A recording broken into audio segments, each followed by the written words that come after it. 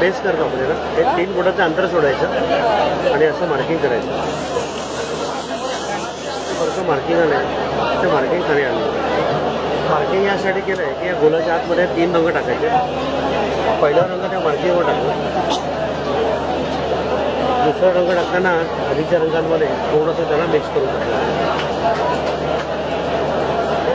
तिसरा रंग हा मध्ये पूर्ण भरून टाकला.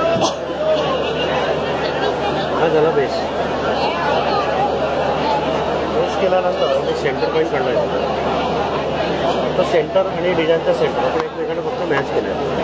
आता जाळीवरती पांढरा, पिवळा आणि पोपटी हे रंग फिक्स आहेत. डिझाईन कोणताही असलं तरी लाईट कलर असल्यामुळे हे बेसला वापरायचे नाही.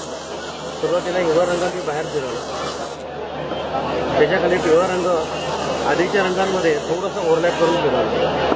तसंच पांढरा पण पिवळ्यामध्ये ओव्हरलॅप करून फिरवला. आता शेवटी पिवळा रंग पांढऱ्यात मिक्स करायचा आणि डिझाईन हळूहळू हे पूर्ण करायचं. ठीक आहे. आता जे रंग आपण खाली टाकले होते ना, त्या रंगांवरती सगळं डिझाईन हे तयार. ही पूर्ण प्रोसेस यात दिलेली आहे. रंग कोणती खाली टाकायचे आहेत.